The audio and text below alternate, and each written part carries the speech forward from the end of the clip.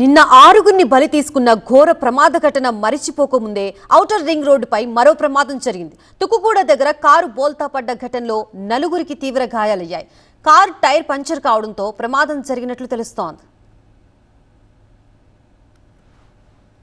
మరింత సమాచారం మా బ్యూరో చీఫ్ విజయ్ అందిస్తారు.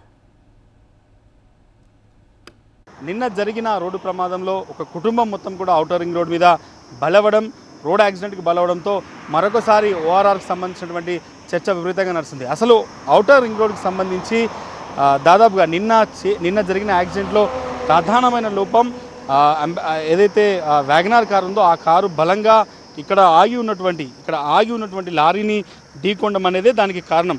డ్రైవర్ అప్రమత్తంగా లేకపోవడమా, డ్రైవర్ నిద్రమత్తుల్లో ఉండడమా అనేది పెద్ద ఎత్తున చర్చ జరుగుతుంటే అసలు ఔటర్ రింగ్ రోడ్ మీద నిన్న జరిగిన ప్రమాదానికి ప్రధానమైన కారణం ఇక్కడ పార్కింగ్. లేన్ 1, లేన్ 2 గరిష్టంగా 120 కిలోమీటర్లకి అలో ఉంది. కనిష్టంగా 80 కిలోమీటర్స్ అంటే మ్యాక్సిమం దాదాపుగా 120 స్పీడ్తో వెళ్లాల్సి ఉంటుంది. Minimum 80. Lane 3 and 4 80 minimum speed ఉండాలి. మ్యాక్సిమం 40 కిలోమీటర్స్ స్పీడ్ అనేది దీనికి డిజైన్ చేశారు. దాంతోపాటుగా నిన్న జరిగిన యాక్సిడెంట్కి ప్రధానమైన కారణం ఈ ప్లేస్లోనే ఒక దాదాపుగా 5 నిమిషాల పాటు ట్రక్ బియ్యం లోడ్తో వెళ్తున్నటువంటి ట్రక్ ఇక్కడ ఆగి ఉంది. ఆ రూట్లో వస్తున్నటువంటి వెహికల్ ఒక్కసారిగా మీరు చూడొచ్చు. మనం ప్రజెంట్గా చూస్తే 4 లైన్లను చాలా ఈజీగా అబ్జర్వ్ చేయొచ్చు. ఫస్ట్ లైన్ 120 కిలోమీటర్స్ స్పీడ్తో వెళ్లాల్సి ఉంటుంది.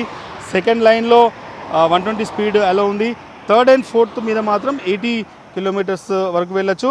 40 కిలోమీటర్ల కంటే కూడా గరిష్టంగా వెళ్ళడానికి లేదు. కానీ ఇప్పుడు మనం ఒక ఆటో వస్తుంది, ఆటో థర్డ్ లైన్ వస్తుంది, అది 80 కిలోమీటర్స్ స్పీడ్ వరకు వెళ్ళొచ్చు. మనం సెకండ్ లైన్ వస్తున్నటువంటి కార్ను గమనించవచ్చు, అది 120 స్పీడ్ వరకు అలా ఉంది.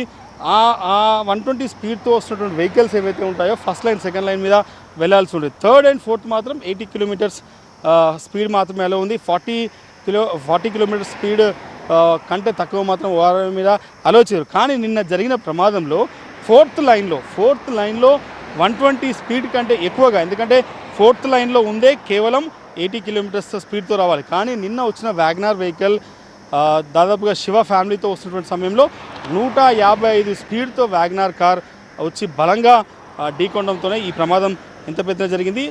ఈ ప్రమాదం తర్వాత కూడా ఈరోజు TV9 ద్వారా ఒక పూర్తిగా ఓఆర్ఆర్ మీద వెహికల్ పార్కింగ్లు ఏ రకంగా చేస్తున్నారనేది మనం పరిశీలనకు వచ్చాం.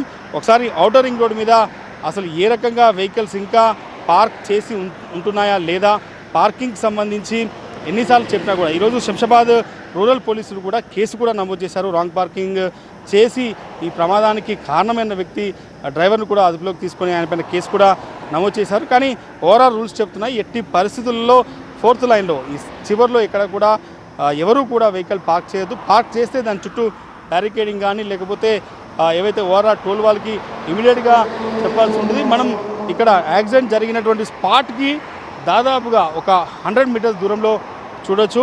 ఒక ఆటో, ఒక ట్రక్తో కూడినటువంటి ర్యాలీని చూడొచ్చు. అది ఇక్కడ పార్క్ చేసి ఉంది.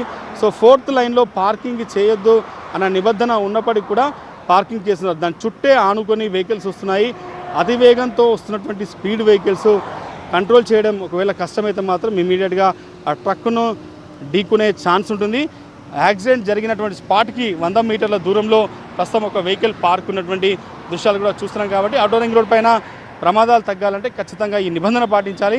ఈ నిబంధన పాటించకుండా మాత్రం ఓఆర్ఆర్ మరోసారి పెద్ద ఎత్తున నెత్తురోడే అవకాశం కనిపిస్తుంది. నిన్న అన్యం పుణ్యం తెలియని చిన్నపిల్లలతో సహా అందరూ కూడా చనిపోయారు.